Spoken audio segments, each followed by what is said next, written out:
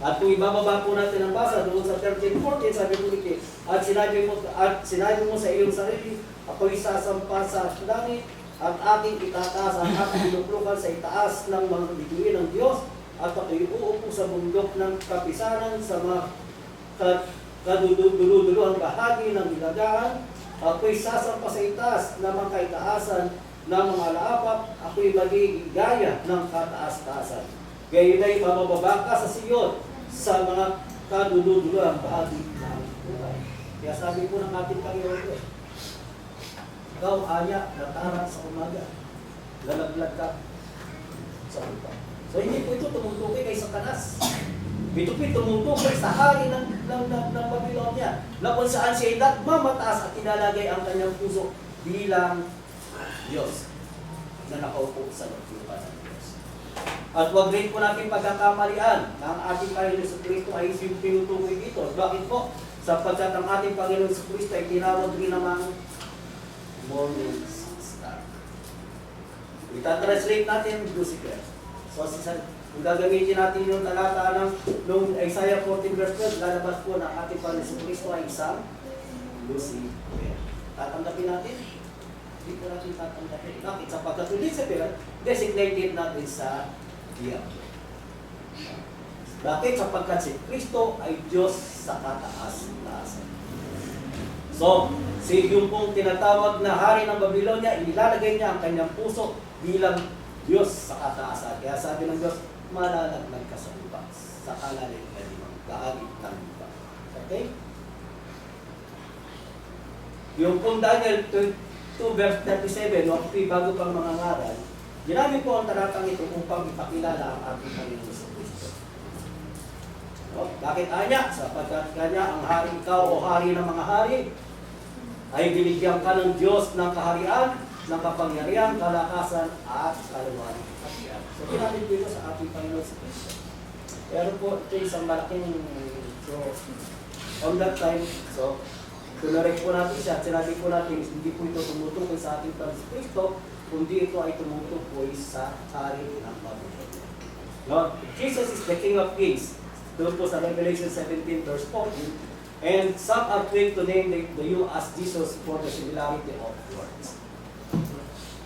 Daniel interpreted Nebuchadnezzar's dream, the king of Babylon.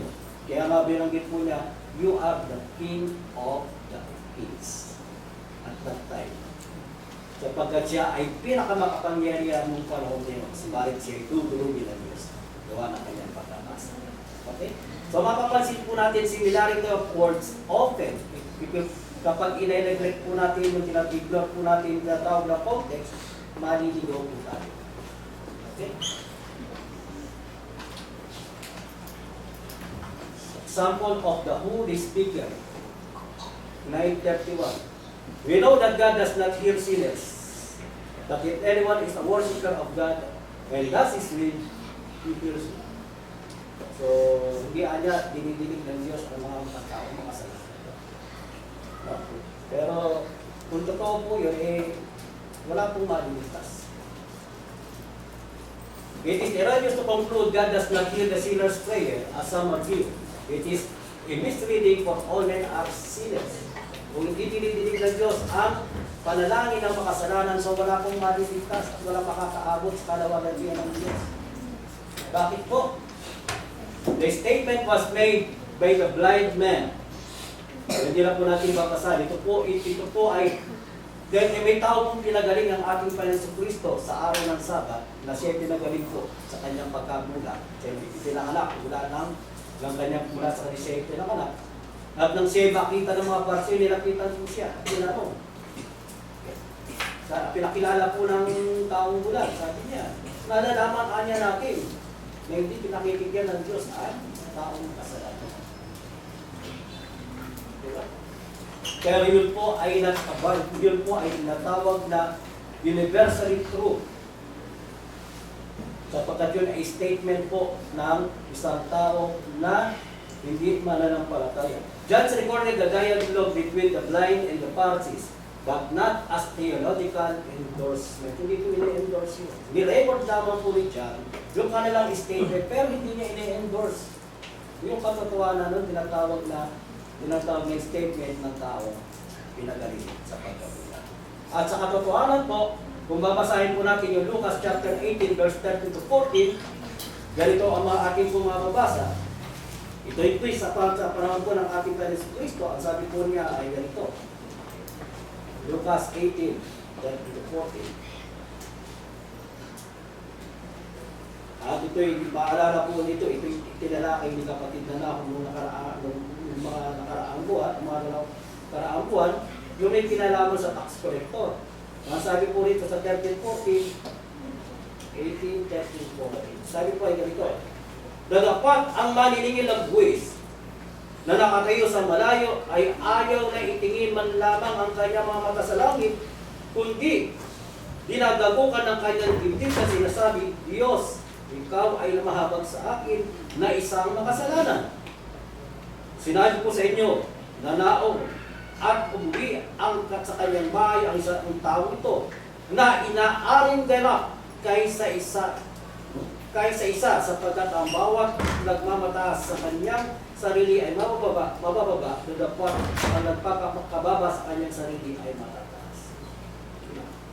So makikita po natin contrast yung sinabi ng blind men doon sa statement ng ating Panginoon sa Kristo. So hindi po ina-endorse, hindi po theological endorsement o wala po theological significant yung sinabi po ng tao kinagaling sa pagkakilang. Diba? At doon po sa Aklat ng Gawa, Kapitulo chapter 10, verse 1 to 4, yung may kinalaman po kay Cornelius na siya'y dininig sa kanyang panalangin. At alam po natin, ang mga taong labas sa kaharian ng Diyos, mga taong makasalanan. Diba?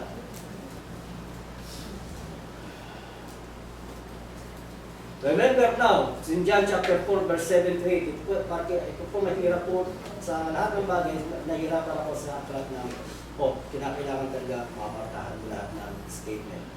Remember now, whoever perish being innocent, or where the upright ever cut off, even as I have seen, those who plow iniquity and sow trouble reap the same. Ito pong talatang ito ay ginagamit po at kinukot ng karamihan at kine-claim po nila na ang mga makasalanan ay mga hihirap at ang mga inosente, ang mga banal ay hindi po mawawala. That is a false promises. Yan po yung mga karamihan binabanggit po ng mga charismatic movement.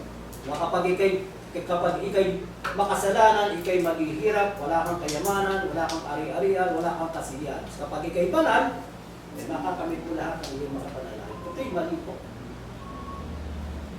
Hindi po ito universal ito. Bakit po? The narrative is by Eliphaz, who God rebuked. No? Kuninda na po ito ng condemn po siya ng Diyos. Ito po si Eliphaz, doon po sa aklat ng Job chapter 42 verse 7. Ang sabi ng ating parang, may rock is arose against you and your two friends, for you have not spoken of me what is right, as my servant Job has. So yung tinatawag na salita o yung pangungusap po nito ni Eliphaz po doon sa Job chapter 4 verse 8, ito po ay hindi po, ay ito ay kinukundina ng ating Panginoon. So wala pong katotohanan yung kanyang binanggit. Bagamat sa unang tanaw parang totoo. Job presented Eliphaz's narrative, but he did not endorse it.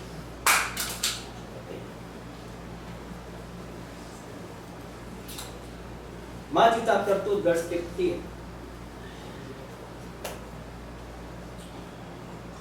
And that was there until the death of Pharaoh, and it might be fulfilled which was spoken by the Lord through the prophet, saying, out of Egypt I called my son.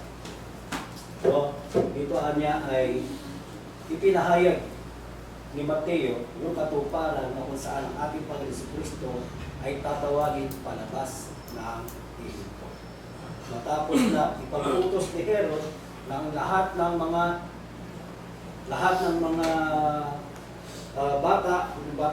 lalaki ay patayin. So, nailigtas po sa ating Panginoon sa Kristo at siya po pumunta po sa dako ng Egypto.